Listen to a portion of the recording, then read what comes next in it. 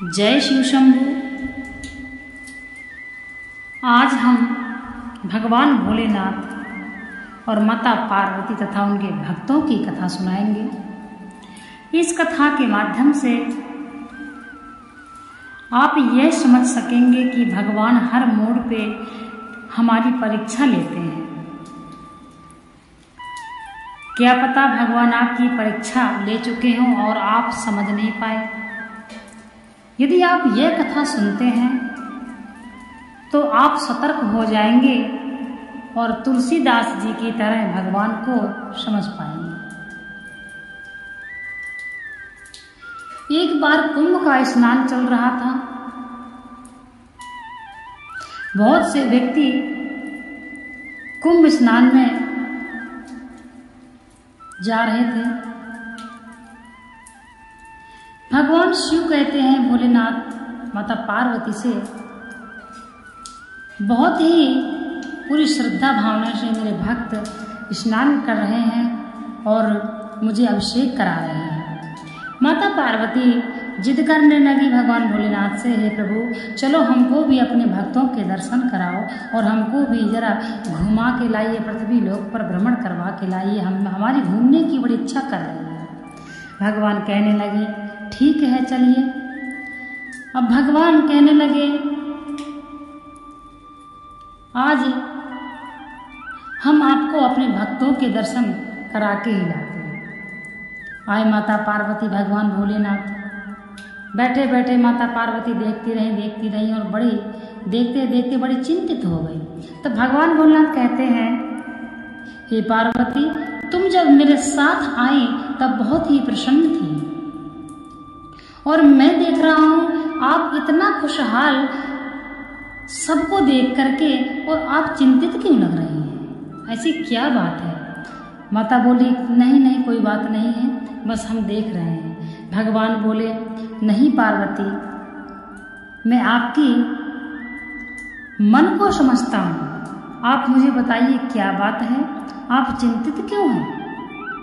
माता बोली हे प्रभु यदि यह सब स्नान करके और कैलाश को जाएंगे तो कैलाश में जगह ही नहीं बचेगी। ये तो बहुत है, असंख्य लोग हैं। अगर ये सब मोक्ष को प्राप्त कर लेंगे तो ये सब कैलाश जाएंगे। भगवान बड़े जोर से हंसने लगे। भोलेनाथ कहने लगे अच्छा ये बात है। पार्वती जी बोली हाँ। बोले पार्वती इनमें से कौन जाएगा कैलाश, ये तो समय बताएगा, इनके स्नान करने से कुछ नहीं हो रहा। माता बोली नहीं मुझे अभी जानना है कितने असंख्य लोगों में से कैलाश धाम को कौन जाएगा। अब भोलेनाथ कहने लगे पार्वती इसीलिए मैं घूमने नहीं आता आपके साथ, आप जब भी मेरे साथ आती हैं कुछ ना कुछ परेशानी खड़ी कर देती हैं। अब आपको अभी कैसे बताएं कि कौन कैलाश जाएगा। माता बोली नहीं आप तो त्रिकालदर्शी हैं, आप मुझे भी बताइए, मैं कुछ नहीं जानती। प्रभु बोले ठीक है। भोलेनाथ ने एक बीमार बुढ़ी का रूप धरा, बूढ़े का, और माता को बोले चलिए आप भी एक बुढ़िया का रूप धारण करिए। माता बोली जैसी आज्ञा। आप दोनों बुढ़े बुढ़िया का रूप रख के चल दिए मार्ग में। और जहाँ से व्यक्ति गंगा स्नान करके निकल रहे थे मार्ग से, वहीं बीच में ही लेट गए। भगवान भोलेनाथ लेट गए, माता पार्वती वहीं बैठ गई। भगवान भोलेनाथ ने जो अपना रूप रखा था वह एक बहुत ही बूढ़े, बिल्कुल बूढ़े बीमार व्यक्ति का रूप रखा था और पानी पानी पानी पानी से मांगने लग गए, जल जल। माता पार्वती से कहते हैं आप मेरे लिए इन लोगों से जल मांगना जो मेरे अभिषेक के लिए लेके निकल रहे हैं। माता बोले ठीक है। अब जब भी कोई निकलता नहा स्नान करके तब भगवान के लिए पार्वती कहती हे राहगीर मेरे पति के लिए थोड़ा सा जल दे दीजिए, इनकी बहुत ही तबीयत खराब है, इनको जल चाहिए। यदि मैं इनको छोड़ के जाती हूँ तो ये अकेले हो जाएंगे, यहाँ पर मैं जा नहीं सकती, कृपया आप मुझे थोड़ी सी जल दे दीजिए, हम इनको पिला दें। सभी लोग बोलने लगे अरे नहीं ये तो हम भगवान शिवलिंग का अभिषेक करेंगे, ये तो हम भगवान के लिए लिए जा रहे हैं और आप दूसरा जल किसी से ले लीजिए। किसी ने जल नहीं दिया। माता मांगती रही, मांगती रही, मांगती रही, किसी ने उनको जल नहीं दिया। काफी समय व्यतीत हो गया। अब एक ब्राह्मण थे, बुजुर्ग थे, वह भी जल लेके स्नान करके निकले। तब उनसे माता कहने लगी, हे ब्राह्मण देव, थोड़ी सी मुझे जल दे दीजिए, मैं अपने पति को जल पिलाना चाहती हूँ। इनकी बहुत तबीयत खराब है, मेरा जी घबरा रहा है। वह ब्राह्मण पहले तो एक बार सोचा, अरे ये तो मैं भगवान भोलेनाथ को अभिषेक करने के लिए ले जा रहा हूँ, अब इनको कैसे दूँ। तो वो ब्राह्मण के समझदार थे, उनके मन में आया कि चलिए 2 पात्र में जल था, एक पात्र का जल इनको दे देता हूँ। यदि मैं इनको इस तरह से दुखी करके जाऊंगा तो भगवान भी मेरी पूजा स्वीकार नहीं करेंगे। सरल स्वभाव के ब्राह्मण थे, बुजुर्ग थे, बूढ़े थे वो भी। उन्होंने माता को बोले, ठीक है, ये ले लीजिए आप जल और इनको पिला दीजिए। एक पात्र का जल ब्राह्मण ने बड़ी श्रद्धा भावना से, बड़ी खुशी से, प्रसन्नता से उनको दे दिया।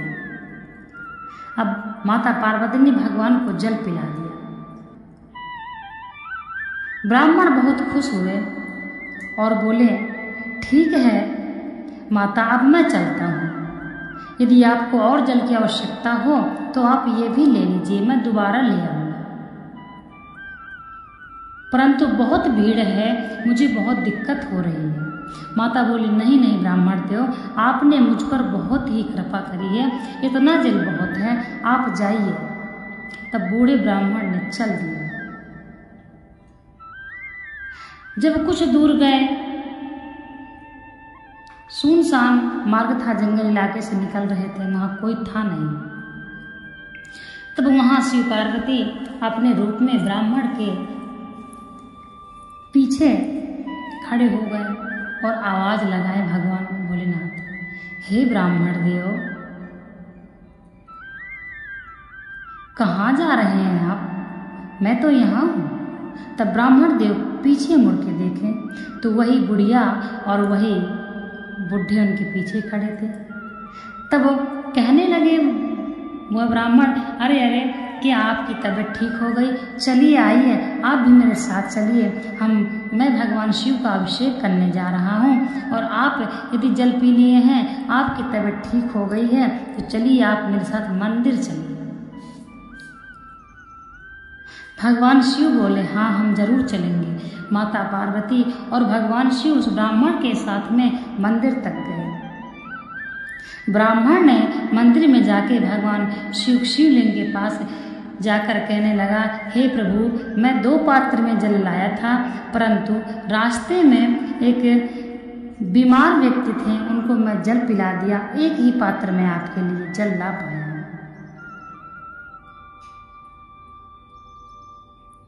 इतने में भगवान भोलेनाथ बोले, कोई बात नहीं ब्राह्मण देव, यह जल तो भगवान शिव को ही पिलाया था आपने। तब ब्राह्मण पीछे मुड़ के देखा तो वह भगवान शिव और पार्वती अपने रूप में खड़े थे।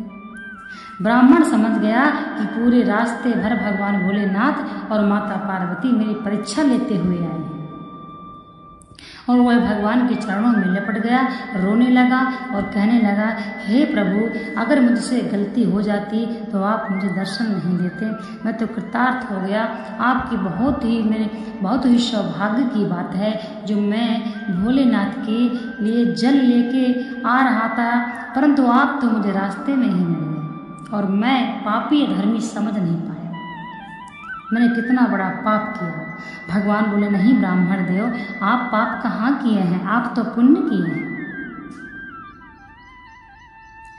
भगवान शिव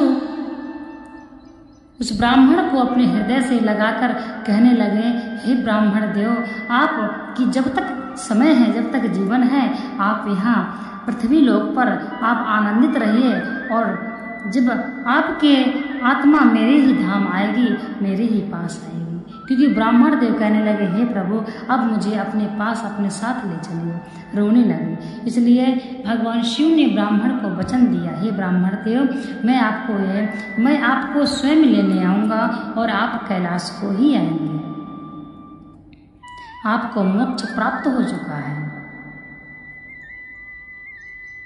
जब भगवान के दर्शन हो गए तब आपको मोक्ष प्राप्त हो गया है। ब्राह्मण बहुत ही प्रसन्न हुआ और भगवान शिव से कहने लगा, ठीक है प्रभु, मैं आज से आपकी भक्ति करूंगा। प्रभु मैं इंतजार करूंगा उस समय का, अब कितने दिन मुझे आपसे दूर रहना पड़ेगा। भगवान शिव बोले, हे ब्राह्मण देव, अब आप मुझसे दूर कहाँ हैं? जब भी आप मुझे पुकारेंगे मैं आपके पास हूँ। ब्राह्मण देव रोने लगे और बहुत ही खुश हुए। इसीलिए कहते हैं भगवान शास्त्रों में भी समझाया गया है कि पूजा पाठ से भी ज़्यादा जरूरी है किसी की मदद करना, सेवा करना और किसी को सुख पहुंचाना सबसे ज़्यादा आवश्यक है। यदि हम पूजा पाठ कर रहे हैं और किसी को दुख पहुंचा रहे हैं तो वह पूजा पाठ हमारी भगवान स्वीकार नहीं करते हैं। यदि हम पूजा पाठ भी नहीं कर पा रहे हैं और किसी के जीवन बचा रहे हैं, किसी की प्राण की रक्षा कर रहे हैं, वह हमारा भगवान स्वीकार करते हैं। ऐसा हमारे शास्त्र कहते हैं। यदि ये कहानी के माध्यम से आज आपको यह समझ में आ गया होगा कि हमको तीर्थों में लोग जाते हैं तो कैसे रहना चाहिए, कैसे हमको जाना चाहिए। तीर्थों में लोग जाते हैं, लड़ते झगड़ते हैं, किसी भी गरीब को कोई डांट देता है, कोई बदतमीजी से बात कर देता है, अरे क्या पता किस रूप में भगवान खड़े हो। इसलिए तीर्थों में बिल्कुल आप सतर्क रहिए, क्योंकि भगवान परीक्षा जरूर लेते हैं इंसान की। जय शिव शंभू।